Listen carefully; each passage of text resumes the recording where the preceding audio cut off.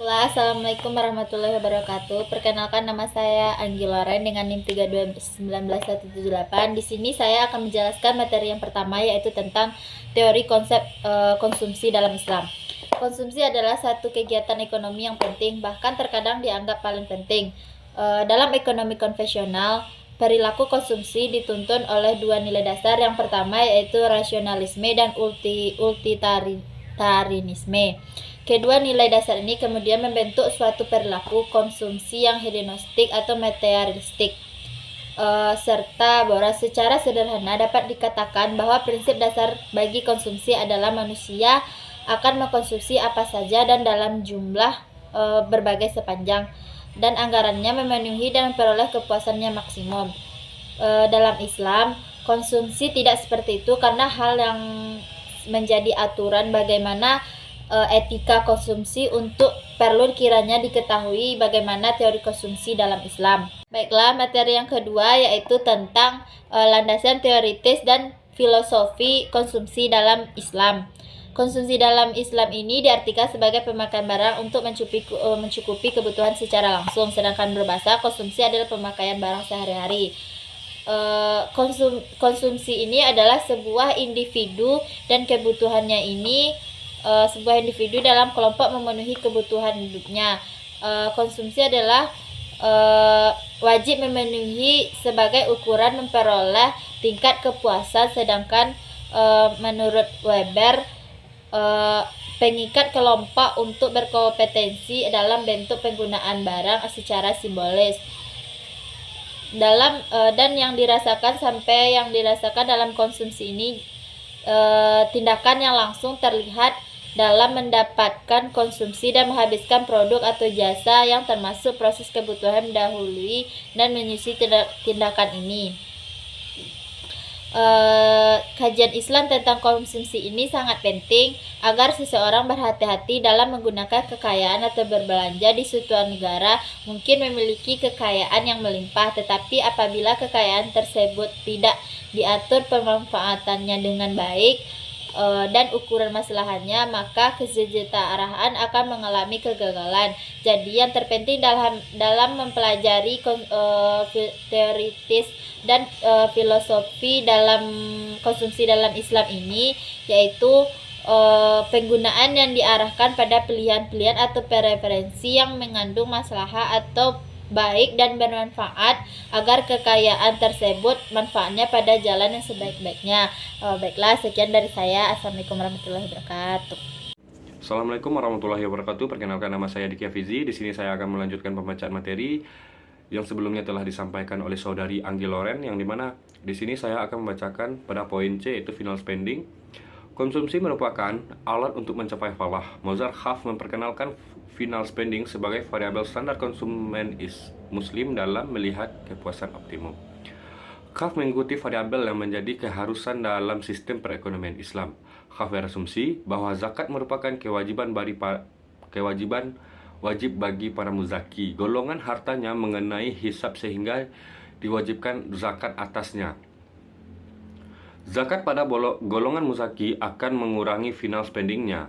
Hal ini berbeda dengan golongan mustahik. Dalam golongan ini mampu meningkatkan final spendingnya hingga sebatas untuk pemenuhan kebutuhan primer. Namun pengeluaran infak dan sedekah dengan demikian dapat dikatakan bahwa zakat merupakan instrumen efektif dalam meningkatkan pahala menuju falah atau kebahagiaan dalam dunia dan akhirat.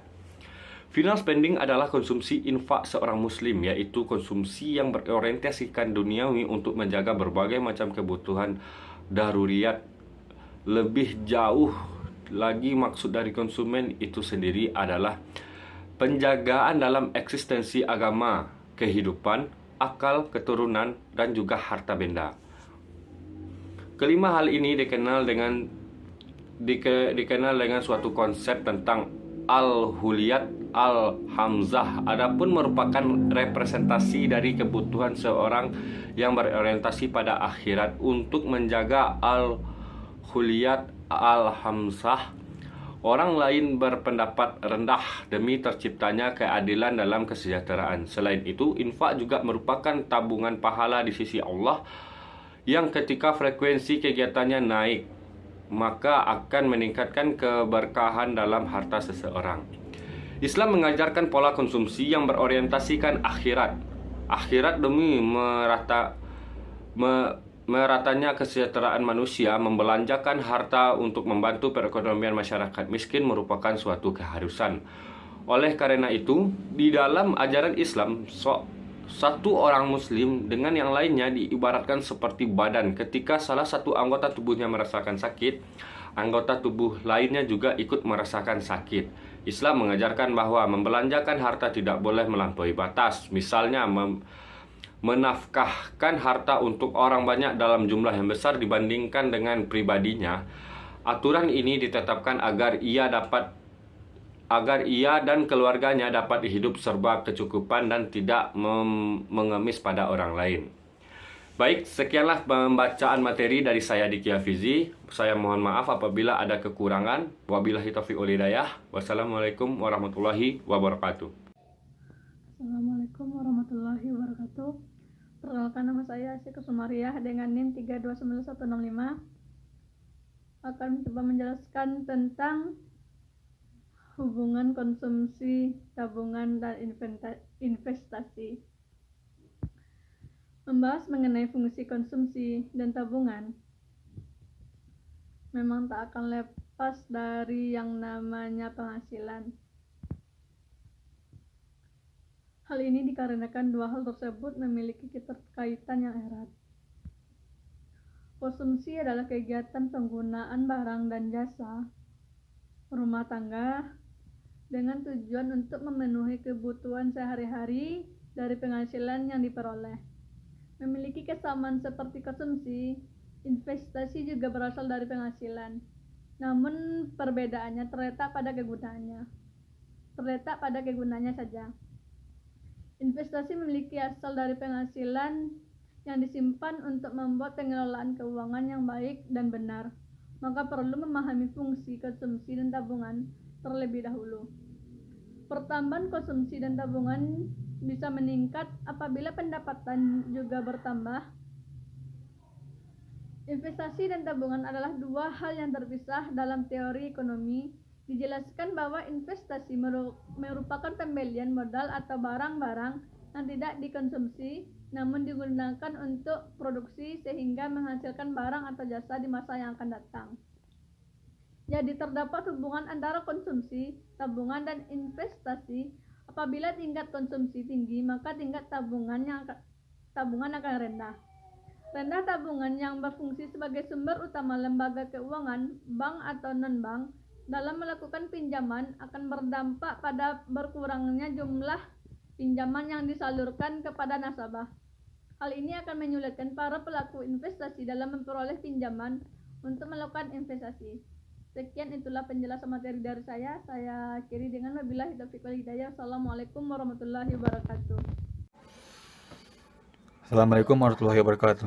Perkenalkan, nama saya Arafiadi dengan NIM 3219193. Saya akan melanjutkan pemaparan hasil resume dari rekan saya dengan judul perbandingan konsep konsumsi Islami dan konvensional. Yang pertama adalah berdasarkan konsep utility. Menurut pandangan konvensional yaitu konsep utility membentuk persepsi kebutuhan konsep utility membentuk persepsi kepuasan materialistis. Bisa juga mempengaruhi persepsi keinginan konsumen, mencerminkan persepsi interest pada konsumen, memiliki tujuan mencapai kepuasan materi, mempengaruhi persepsi kebutuhan konsumen, kebutuhan materialistis konsumen, menentukan kepuasan kebutuhan konsumsi atau kebutuhan konsumen.